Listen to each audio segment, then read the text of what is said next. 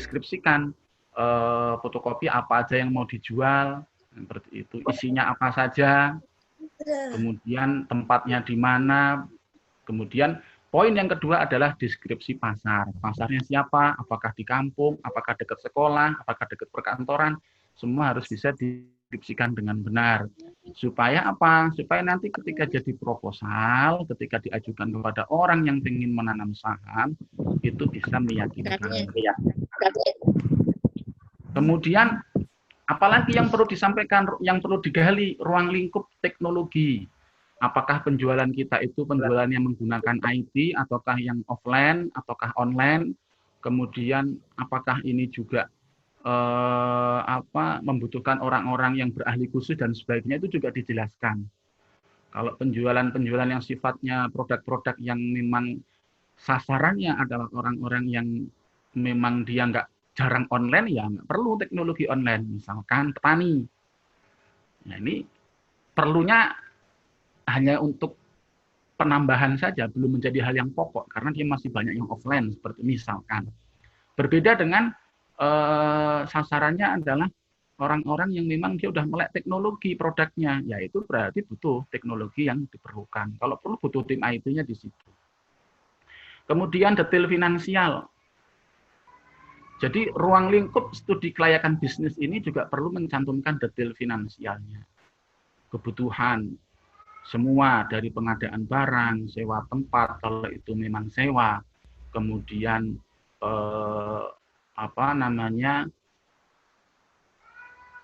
modalnya berapa, kemudian harga jualnya berapa, kemudian kemungkinan marginnya berapa, ini juga perlu disampaikan sehingga punya gambaran, oh kalau saya menanam investasi di sini, gambaran marginnya sekian, dipotong biaya-biaya sekian, ternyata hasil bersihnya segitu.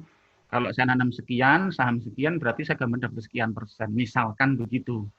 Jadi diceritakan detail mengenai keuangannya itu, gambarannya seperti apa. Jangan sampai nanti ada yang ditutupi. Kalau misalkan tempat itu punya sendiri, harus dihitung itu sebagai sebuah sewa. Kalau kita ingin mengajukan itu kepada investor atau penanam modal. Kalau usaha sendiri ya nggak apa-apa. Tapi tetap sebaiknya dihitung. Kenapa? Karena yang namanya tempat kan suatu saat butuh renovasi, butuh diperbaiki, harus ada anggarannya. Dari situ anggarannya. Yaitu berkaitan dengan detail finansial. Kemudian detail struktur organisasi bisnis juga harus disampaikan. Apakah bisnis kita itu cukup dikelola oleh satu orang CEO?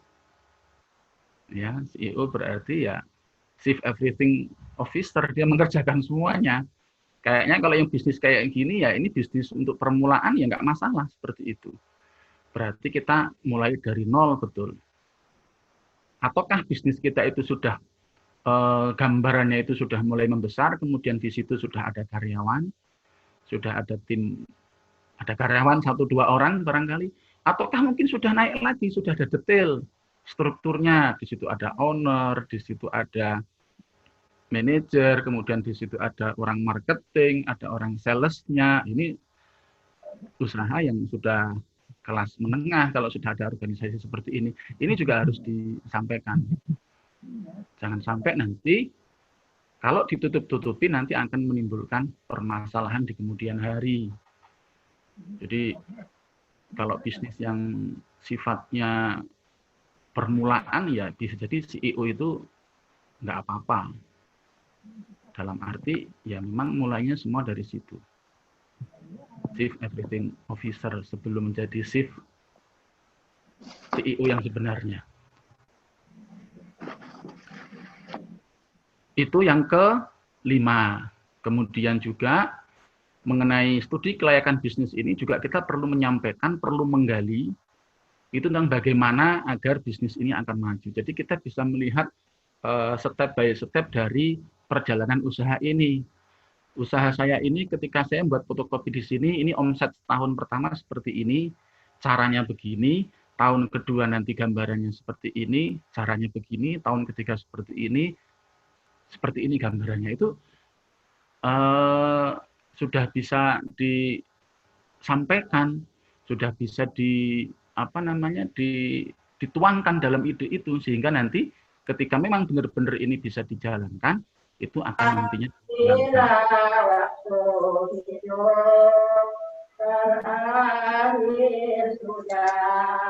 Ada orang pengajian ibu-ibu ya. Nah, ini ada yang di Pasum, ada di ini, masjid apa musola ini. Saya lanjutkan. Jadi perlunya kita mengetahui semuanya, ada 6 poin ini, supaya nanti ketika bisnis ini berjalan, sudah dimulai, itu kita sudah bisa mengantisipasi gambaran 2-3 tahun sampai 5 tahun ke depan, itu sudah tahu apa yang akan dilakukan dengan usaha yang sudah kita jalankan itu.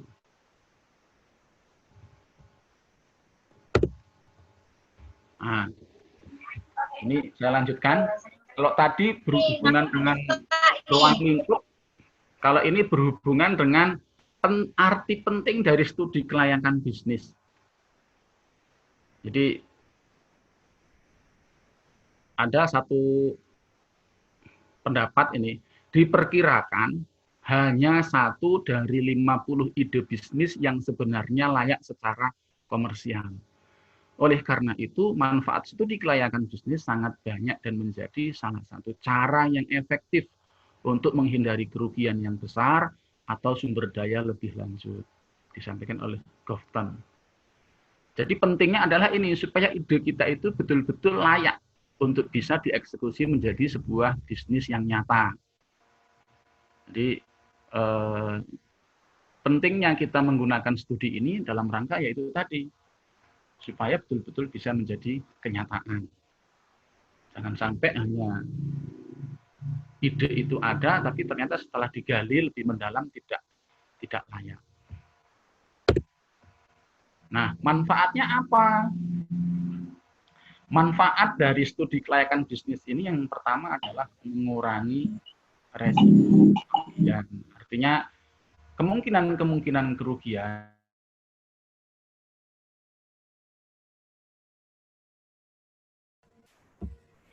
sudah diantisipasi dari awal dengan adanya studi ini.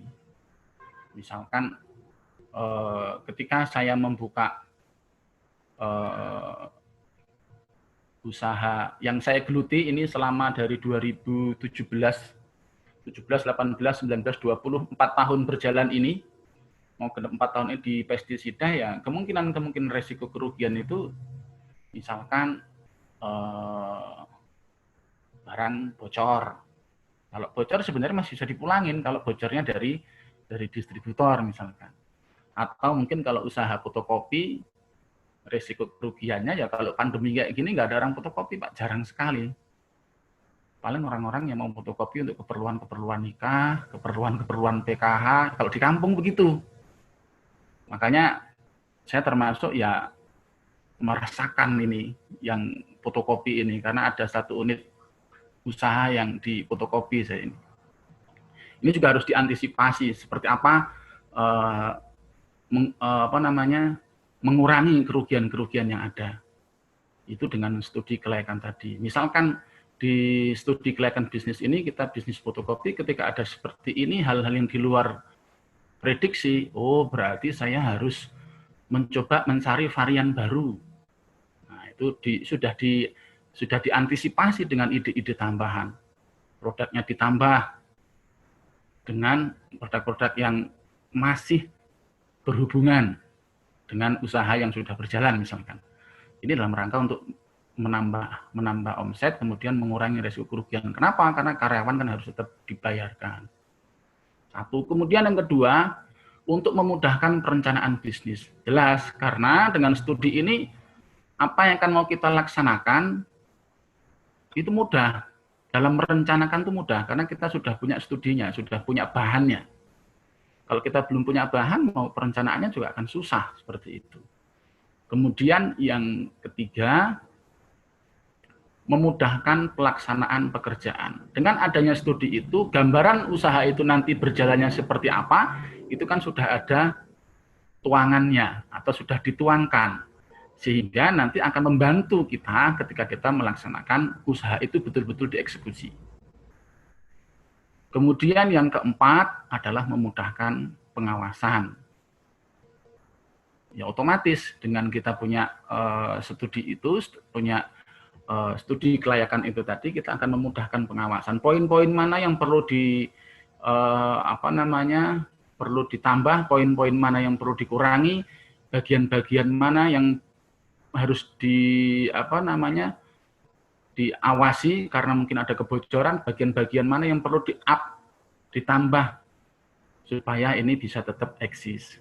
Kemudian yang kelima, pengendalian. Jadi bisnisnya ya secara tidak langsung dengan kamu punya studi itu tadi mudah untuk dikendalikan.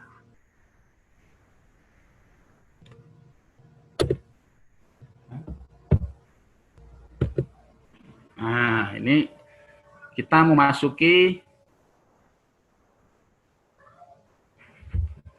tentang tahapan. Jadi kalau kita pengen buat studi kelayakan bisnis, yang pertama harus menemukan ide. Dari mana ide itu? Ide itu bisa dari IMF. IMF itu apa? Ada yang tahu nggak IMF?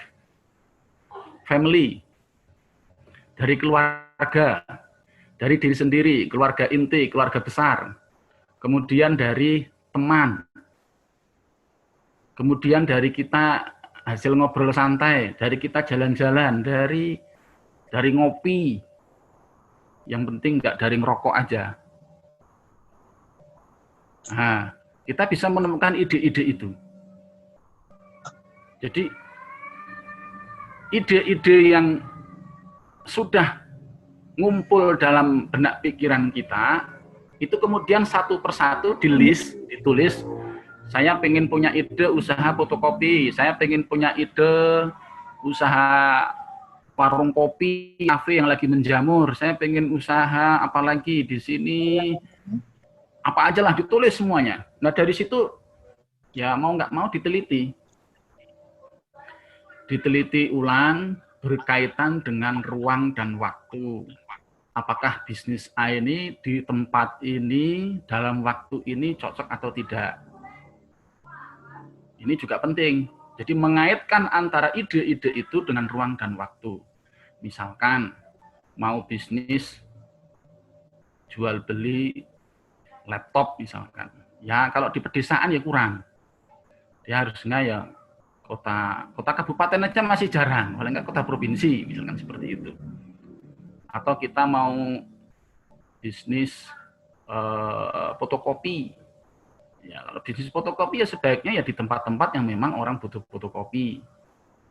Kalau enggak, kalau di perkampungan harus dianalisa dulu di situ, apakah ada di situ banyak sekolahan, ataukah di situ ada perkantoran. Kemudian juga harus melihat usaha-usaha sejenis yang sudah ada. Itu juga perlu dalam rangka untuk membandingkan. Oh ternyata di sini fotokopi berjalan. Ini saya cerita sedikit mengenai penelitian ini. Saya awalnya 2019 itu nggak ada ide untuk membuat usaha fotokopi. Tapi saya melihat ada satu usaha fotokopi di tempat saya, di kampung saya ini, yang bersangkutan itu diterima PNS di Bandar Lampung, kemudian ke sana. Yang jadi heran, tempat saya ini kampung, dia punya karyawan.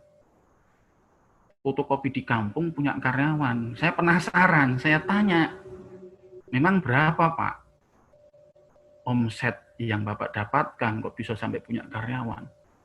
Ya Alhamdulillah Pak Muji, omset saya itu ini sebelum pandemi kemarin ya, itu 8 sampai 9 juta sebulan. Pikir saya kalau untuk kelasnya fotokopi 8 sampai 9 juta, lumayan saya bilang. Saya teliti kembali, saya cari saya tanya lebih detail lagi, emang ininya siapa pelanggannya? Bapak kan guru, jangan-jangan dari sekolahnya Bapak? Enggak Pak, murni dari lingkungan sini. Terus saya gali, termasuk juga pangsa pasarnya, kemudian apakah ini sudah ada usaha sejenis di lingkungan sekitar sini dan sebagainya. Akhirnya saya teliti. Oh, ternyata belum. Ya udah, saya mencoba untuk memutuskan dengan sudah meneliti ini, itu diputuskan. Saya mengambil ini. Meskipun juga tidak langsung 8 sampai 9 juta. Kenapa bisa begitu? Ya, ini juga sedang diteliti. Kenapa kok nggak bisa begitu? Nah, ini ide sudah dapat, kemudian diteliti, kemudian dievaluasi kembali ide-ide itu. Jangan sampai nanti ketika ide itu sudah dianalisa, ternyata nggak kita evaluasi, ada hal yang ketinggalan atau ada hal yang kurang, itu membuat nanti kita jadi kerepotan. Setelah dievaluasi, tahapan berikutnya adalah mengurutkan mana kira-kira dari ide-ide itu yang paling layak untuk bisa dijalankan.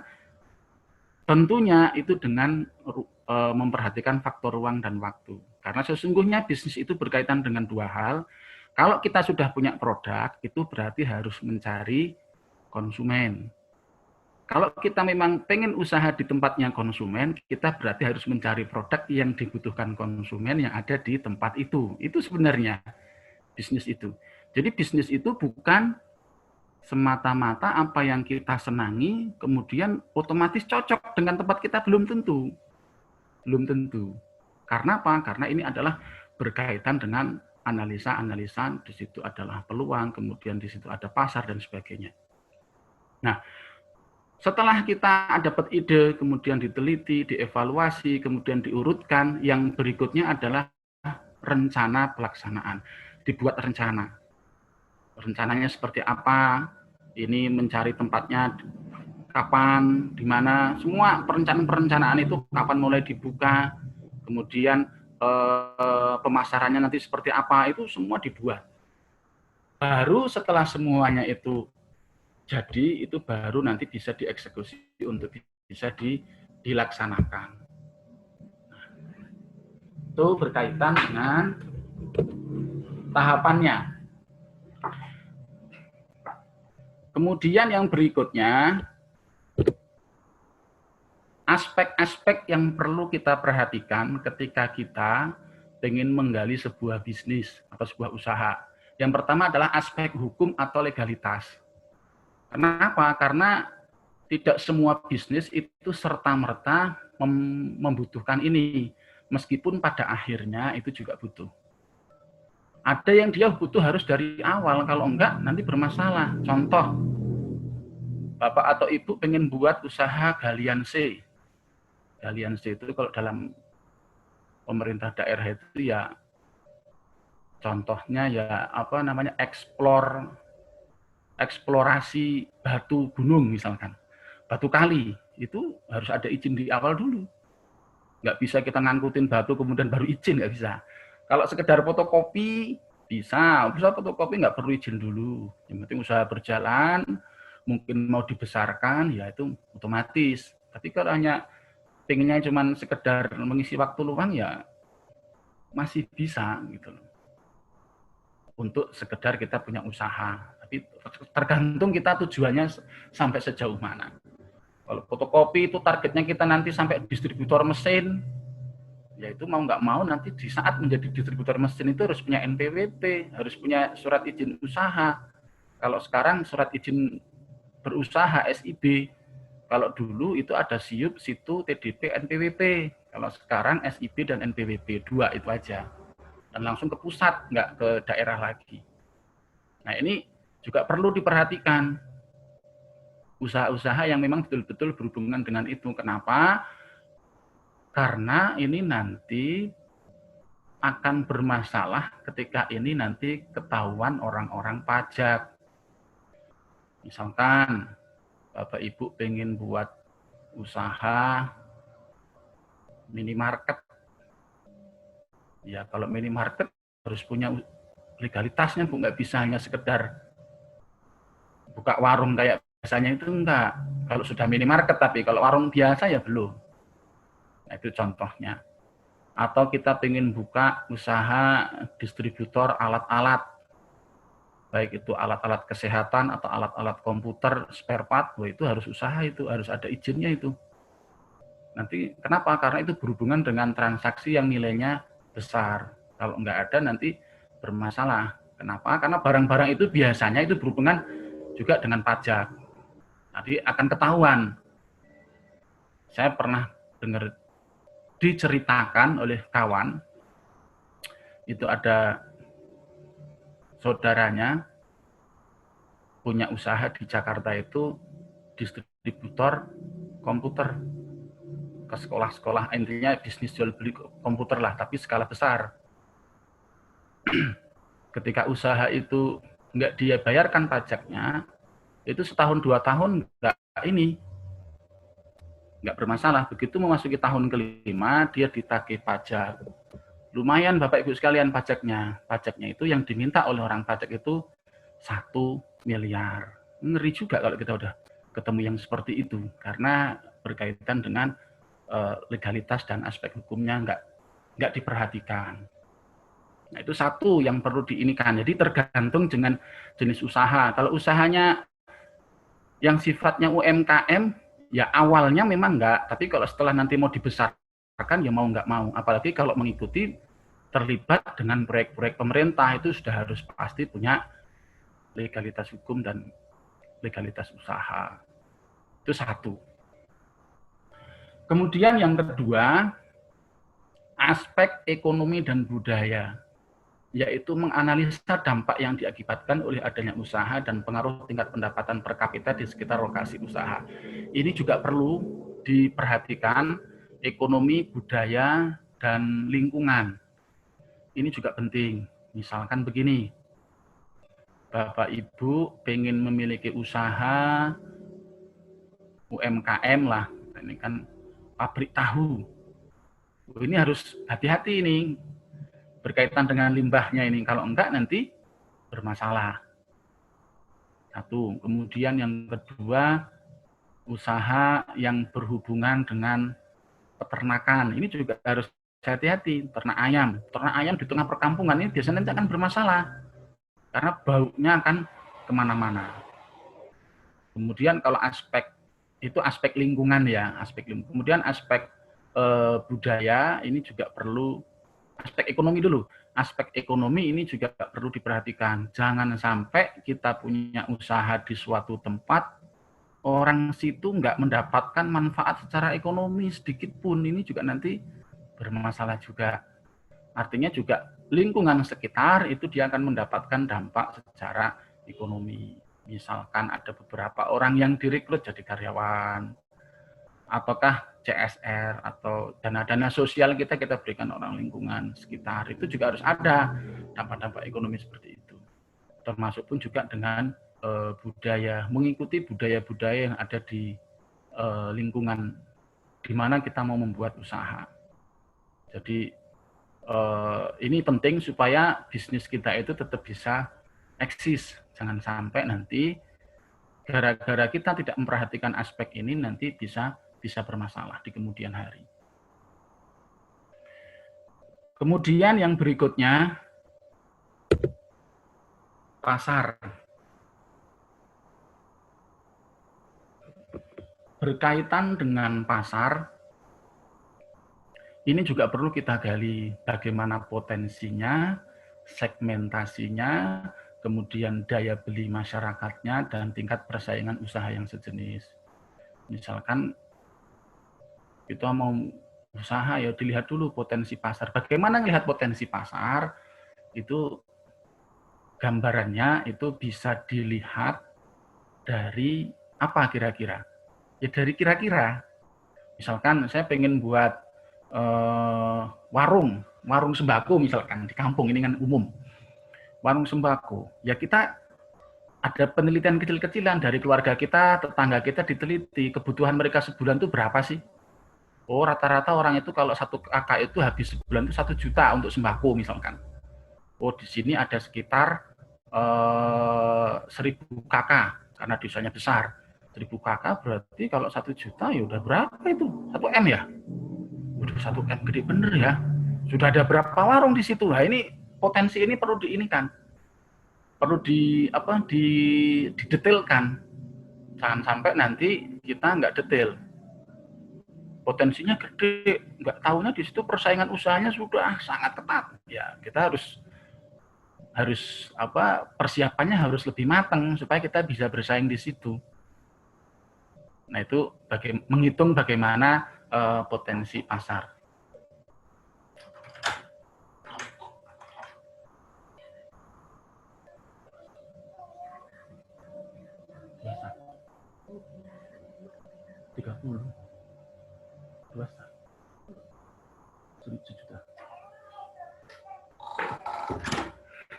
Mohon maaf, ini agak terjeda sebentar.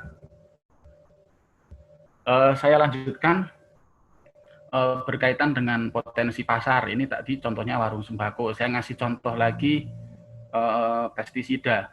Nah, ini karena bisnis saya yang pokok adalah bisnis pestisida. Itu saya menghitung ada berapa kakak, kemudian berapa persen dia yang petani, kemudian rata-rata kepemilikan lahannya berapa, kemudian dia pemakaian herbisidanya setahun berapa kali, berapa liter sekali pakai, itu kan nanti ketahuan. Oh, ternyata di desa ini keperluan herbisidanya adalah misalkan 1 tahun ada sekitar 30 ton. Oh, kalau 30 ton berarti kalau saya bisa ngambil 15-nya itu sudah 50%, berarti gede di sini. Nah, itu salah satu contoh kasarnya saja. Kemudian segmentasi. Segmentasi itu ya tidak semua orang itu akan membeli produk kita. Kalau produk kita berhubungan dengan alat tulis ya segmennya ya itu tadi, ada orang kantoran, anak sekolah, mahasiswa. Orang umum ya sedikit. Orang umum pun itu nanti masih berkaitan dengan dua itu tadi, anak sekolah dan orang kantoran itu. Nah, ini juga harus jelas. Misalkan kalau kita membuat fotokopi segmentasinya perkantoran, itu ya produk-produknya adalah produk-produk yang lebih banyak untuk perkantoran. Misalkan ada lemari-lemari untuk file, kemudian ada alat-alat tulis yang dia memang harganya, kemudian kebutuhannya itu juga lain. Buku-buku juga jarang pasti di situ. Berbeda dengan fotokopi yang dia di situ segmennya adalah untuk masyarakat umum, untuk anak sekolah, ya itu berarti perlengkapan sekolah lebih banyaknya seperti itu. Atau kita, ya itu tergantung kita ngelihatnya seperti apa. Kemudian daya beli masyarakat ini juga perlu diperhatikan. Jangan sampai nanti kita membuat produk yang memang di masyarakat memang daya belinya nggak mampu. Misalkan kita jualan satu produk di lingkungan masyarakat yang dia penghasilannya aja cuma rata-rata 1 juta. Ya nggak akan kebeli dia sesuatu hal yang mahal seperti itu. Contoh Bukit Kemuning ini saya mencontohkan. Bukit Kemuning ini saya contohkan kuliner, itu pasti nanti yang akan dicari adalah kuliner yang dia memang dari segi harga itu nomor 1, murah. Yang kedua, rasa. Yang ketiga, layanan. Akan berbeda dengan barangkali dengan di kota bumi. Saya sudah bisa merasakan di kota bumi daya belinya tinggi, di sana banyak orang kantoran, banyak pegawai, kemudian banyak pengusaha, daya beli masyarakatnya lebih tinggi. Itu nanti di sana rasa adalah nomor 1 karena daya belinya itu cukup. Nah, ini juga perlu diperhatikan juga oleh kita. Jangan sampai nanti kita membuat satu studi kelayakan usaha, kemudian menganalisa daya belinya ini keliru. Oh, di situ model masyarakatnya seperti apa, penghasilan bulanan, penghasilan tahunan, atau seperti apa, itu harus juga kita pahami. Kalau di Bukit Kemuning, karena saya udah lama di sini, itu tahu betul. Begitu habis bulan 10, itu nanti pasti akan ada paceklik. Orang itu kalau bisa ya hutang. Nah, bagaimana kita mengantisipasi ini? Karena daya belinya turun, seperti itu. Berbeda dengan tempat lain barangkali yang dia modelnya adalah daerah yang dia penghasilannya adalah triwulan misalkan, karena nanam padi, nanam jagung, itu kan juga lain. Daya belinya juga lain, modelnya juga lain. Nah, itu perlu kita perhatikan mengenai daya beli masyarakat. Kemudian tingkat persaingan usaha sejenis. Ini sangat-sangat penting untuk kita gali, untuk kita teliti lebih detail, karena disinilah kita akan menempatkan usaha kita itu mau model seperti apa. Kenapa? Karena kalau kita nanti bersaing dengan usaha sejenis hanya berhubungan dengan harga, itu tidak selamanya kita bisa bertahan. Siapa sih yang bisa bertahan hanya untung sangat sedikit padahal beban dia banyak? Nggak mungkin.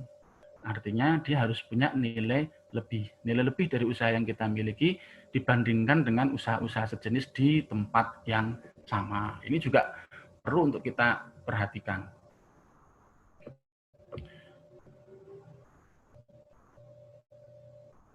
Aspek yang ketiga yaitu tentang pasar itu tadi, terakhir berkaitan dengan tingkat persaingan usaha sejenis.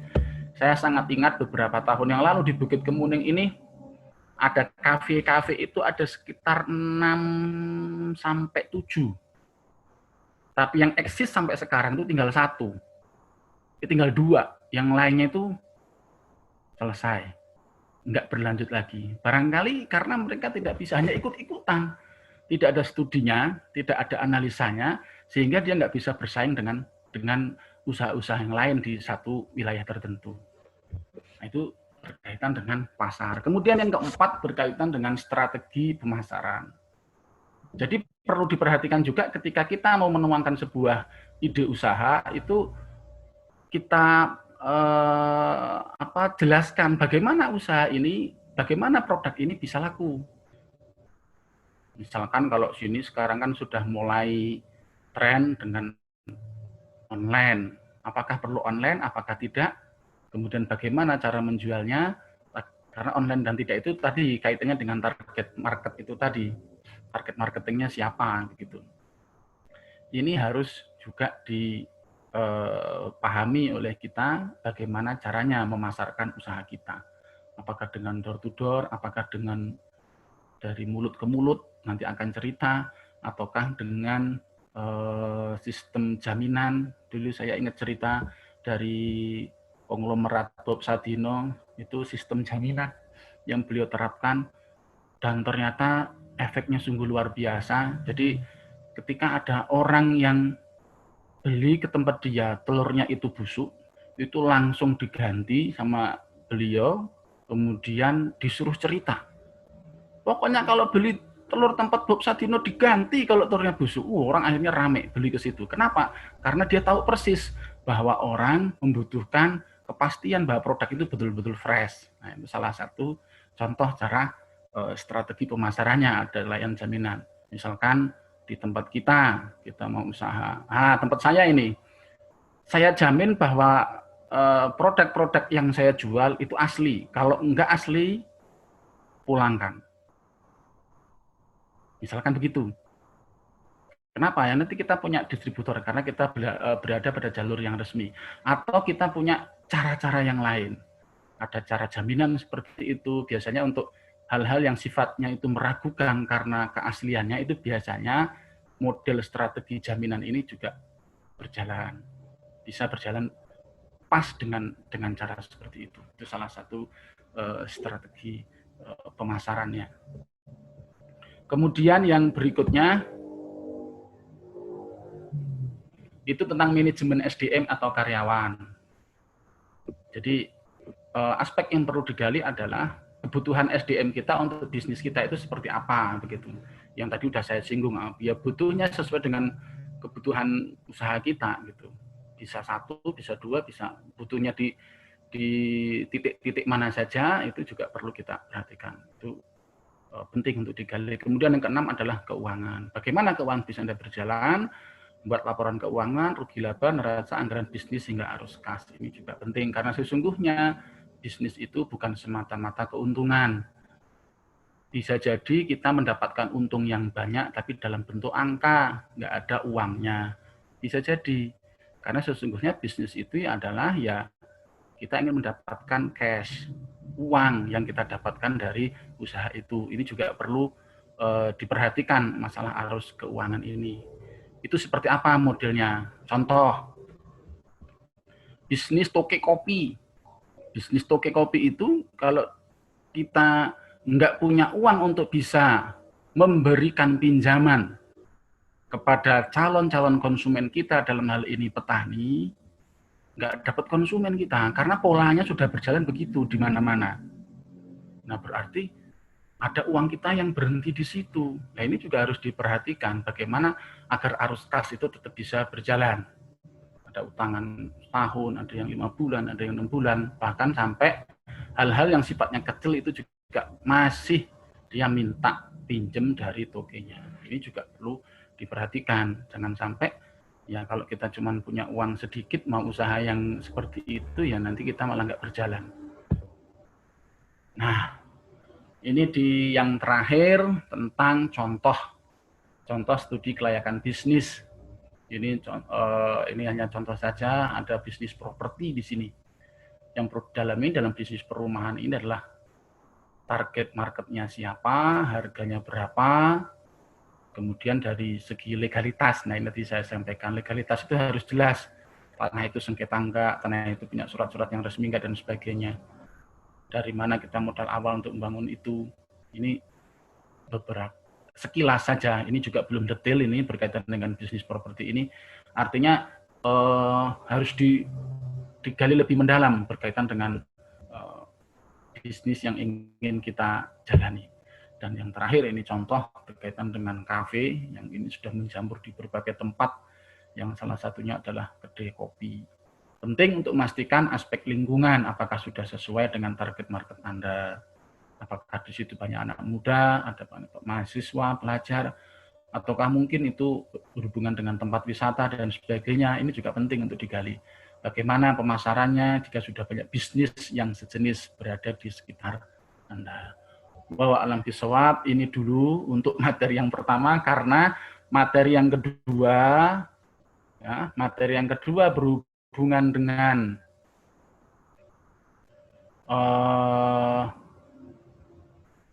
yang berhubungan dengan proposal wirausaha, proposal bisnis itu sebenarnya adalah mengonsepkan ini dalam bentuk tulisan secara detail, kemudian itu nanti dalam rangka untuk mendapatkan izin bisa, ataukah dalam bentuk kita mendapatkan modal dari pihak yang lain. Intinya seperti itu. Dan barangkali ini dulu yang bisa saya sampaikan, nanti bisa dilanjutkan dengan diskusi sebelum saya menyampaikan di yang kedua. Oke, cukup Tan. Atau mau dilanjut dulu, saya ikut mau dilanjut dulu atau ini dulu? Tanya jawab dulu, monggo. Mungkin dituntaskan aja Tan, kalian. Tuntaskan, boleh. Ini masih ada berapa lama ini? Jam 2 lebih 10. 2 lebih 10 ya.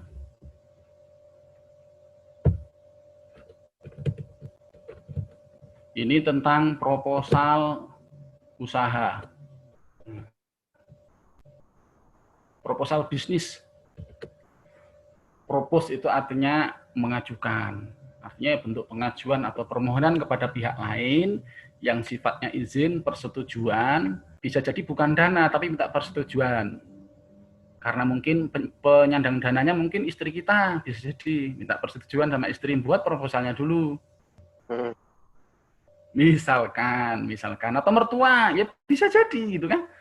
Izin, gimana ini minta persetujuan. Ya kalau sudah persetujuan biasanya dananya juga iya gitu loh. Tapi maksud di sini yang paling pokok memang untuk ke dana. Ya isinya yang tadi saya sampaikan panjang lebar di atas tadi, tentang profil bisnisnya, mulai visi misi, latar belakang, kemudian keadaan pasarnya seperti ini. Intinya menjelaskan bisnis kita supaya yang mau nanam saham atau investor atau yang nanam modal atau pemodal itu mau tertarik. Ini. Kemudian dalam profil itu nanti ada isinya, ada jenis bisnisnya, bisnis apa namanya, brandnya apa, lokasinya di mana, struktur produknya apa. Sama, ini mengulang dari yang tadi saya sampaikan tadi, hanya ini dibentuk dalam sebuah proposal. Nah, ini bidangnya harus cantumkan detail, ini ada perhitungan laba, kemudian bagi hasil dan sebagainya harus dicantumkan di situ. Nah, jangan lupa di situ harus ada surat-surat izin, surat perjanjian, surat izin usaha, sertifikat dan kepelatihan untuk meyakinkan kalau itu mungkin berkaitan dengan bisnis jasa. Misalkan kita mau buka usaha bekam, sudah dapat sertifikat layak buka bekam tapi nggak ganti modal misalkan, ya harus punya minimal itu.